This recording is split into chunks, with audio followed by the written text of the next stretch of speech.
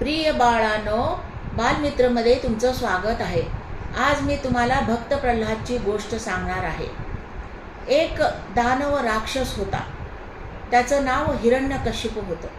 त्याच्या पोटी एक खूप ही दयाळू आणि देवाची भक्ती करणारा मुलगा जन्माला होता। ज्यावेळेस त्याने त्या मुलाचं नाव प्रल्हाद ठेवलेलं होतं। प्रल्हाद ज्यावेळेस 7-8 वर्ष 4-5 वर्षाचा झाला, तुमच्या बाळानं तुमच्याच वयाचा होता, तो फार मोठा नव्हता झाला, त्यावेळेस तो सतत देवाचं नामस्मरण घेत राहायचा। सतत तो नारायण नारायण करत असे।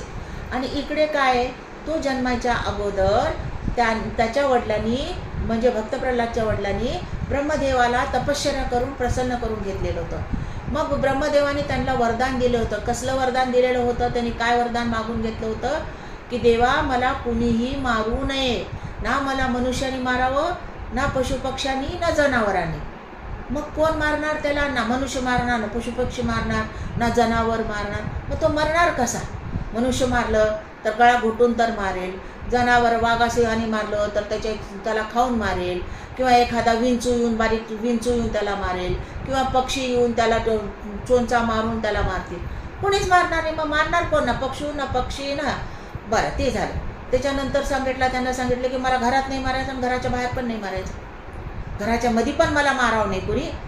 समजा कोणी दुसरा तिसरा कोणीतरी आला आणि मला मारायला लागला तर मला घरात पण नाही मारावं त्यानं, आणि घराच्या बाहेर सुद्धा नाही मारावं। मग कुठं मारावं? मी घरात नाही मारावं, घराच्या बाहेर नाही मारावं। मग त्याला मारावं कुठं? मारावं नेऊन जागा कुठली आहे त्याला नाही मारायसारखी? जागा कुठं आहे?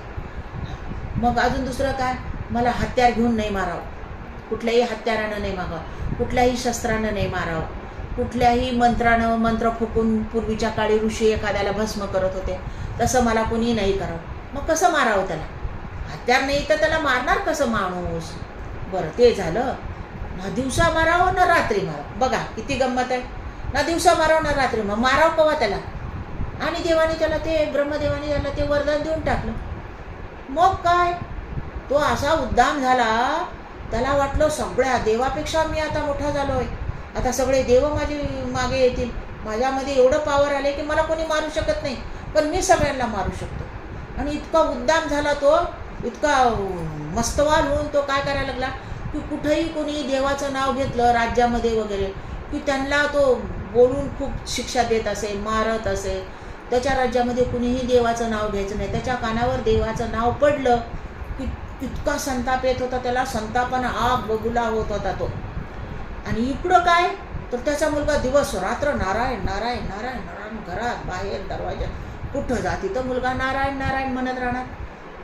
मग त्याला ऐकून इतकं त्याला देवाचं नाव ऐकलं की त्याला संताप येत होतं, त्याचं अंग सगळं लाल होत होतं, मस्तकात त्याच्या रागाचा डोंब उठत होता। त्यानं काय म्हणलं, एके दिवशी रागानं मुलाला म्हणला, अरे काय रे म्हणला, दिवस रात्र नारायण नारायण करत राहतात, कुठे आहे रे तुझं नारायण? म्हणून विचारलं। तर त्यानं म्हटलं, बाबा माझा नारायण पूर्ण ह्याच्यामध्ये बसलेला आहे, कणाकणामध्ये, प्रत्येक हवेत, प्रत्येक जागेत, प्रत्येक वस्तूमध्ये, झाडावरती,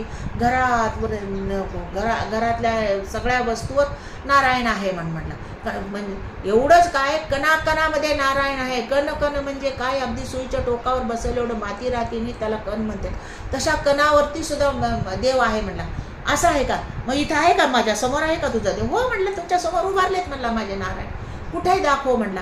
नाही, त्याला तुम्हाला तेवढी भक्ती करावं लागेल, तुम्हाला दिसेल, मला तर दिसतेत नारायण, सगळीकडे दिसायला लागलेत। अच्छा ठीक आहे, ह्या खांबात आहे का म्हणून विचारलं। हो आहेत की म्हणला खांबामध्ये। थांब म्हटला, मी ते जाऊन त्या खांबाला त्यानं जोरात लात मारली की एकदम कडकड कडकड कडकड आवाज येऊन प्रकाश सगळीकडे लक लक लक लक लक लक प्रकाश पडला, आणि त्यातून नरसिंह भगवान बाहेर आले। बरं, नरसिंह भगवान कसे होते? त्यांचं हे डोकं आहे ना, डोक्याखालचं शरीर मनुष्याचं होतं, हाताला लांब लांब नखं होते, खालचं शरीर मनुष्याचं, आणि वर जे डोकं आहे ते सिंहाचं डोकं होतं। मग काय झालं, भगवान नरसिंह ना देव आहेत, ना मनुष्य आहेत, ना जनावर आहेत, झालं का नाही? म्हणजे ते मनुष्यही नाहीत आणि जनावरही नाहीत। मग हा तिसराच प्रकार जन्म झाला का नाही? हा तिसराच प्रकार आहे का नाही? मग त्याच्यामध्ये ते बसले की त्याला ते मारू शकतात, ना मनुष्य आहेत ना जनावर आहेत, ते मारू शकतात। तिसरंच आहे, त्याला नावच नाही आहे काही, मग ते त्याला मारू शकतात। बरं, ज्या वेळेस ही घटना घडली त्यावेळेस ना दिवस होता ना रात्र होती, संध्याकाळ होऊ लागली होती. ऐन संध्याकाळ दिवे लागण्याची वेळ होती. इकडं सूर्य डुबत होता आणि इकडून अंधार हळूहळू वर येत होता. अशी वेळ होती. त्या वेळेला संध्याकाळ असं म्हणतात, संध्याकाळ म्हणतात. ती वेळ होती. आणि मग त्यांनी काय केलं, नरसिंहानी हिरण्यकश्यपूला दोन्ही हातात पकडून ते काय केले, हे त्यांना म्हटलं, आता हो तू हे बी केला, ह्याच्यातून पार पडलास, तू ना जनावर आहेस ना राक्षस आहे, ना सकाळ आहे ना संध्याकाळ आहे, आता तू मला घरात मध्ये मारू शकत नाहीस, घराच्या बाहेर बी नेऊन मारू शकत नाहीस. म्हणून त्यानं उचलल्यानंतर हसायला लागला. मार मार, मला कसं मारतोस तू, मार मार म्हणून म्हणला. आले भगवान. येऊन त्याने काय केले, एक पाय उंबऱ्याच्या बाहेर घातले आणि उंबऱ्यावर बसले. उंबऱ्यावर बसले. आत्ता आली का बच्चा, आता काय आहे, भगवान ना घरात आहेत ना घराच्या बाहेर आहेत, बरोबर दोन्हीच्या मध्यावरती आहेत. त्यानं म्हटलं नाही, दोन्हीच्या मध्यावर बसून तू मला नाही मारू शकत म्हणून. बरोबर त्यांनी दोन्हीच्या मध्यावर एक पाय आत एक पाय बाहेर ठेवून उंबऱ्यावर बसले. मग उंबऱ्यावर बसले. ह्याला वाटलं आता तरी मला काय मारू शकतो, मला त्यानं मारणार कसं, ह्याच्या हातात शस्त्रच नाही येत आहे, ना मंत्रानं मारू शकत नाही ना शस्त्रानं मारू शकत नाही. मग त्यांनी काय केले, आपले असे हाताचे नख आहेत ना, लांब लांब नख होते ना, त्या नखाने त्याचं पोट फाडून काढलं आणि त्याच्या पोटातल्या सगळ्या आतड्या बाहेर टाकून सोडल्या आणि रक्त जास्त गेल्यामुळे तो मेला, त्याचा वध झाला. तर बघा भक्त प्रल्हादनी एवढ्या छोट्या मुलांनी देवाचं सतत नामस्मरण करून आणि आपला परमेश्वरावरती विश्वास ठेवून देवाला मजबूर केलं त्यांची रक्षा करण्यासाठी. आणि प्रत्येक वेळेस भगवान विष्णूंनी त्याची रक्षा केली आणि हिरण्यकश्यपूचा अशा प्रकारे वध झाला. त्यांनी पूर्ण सृष्टीला वाचवलं ह्याच्यामुळे. तर खऱ्या मनानं आपण जर देवाचं नामस्मरण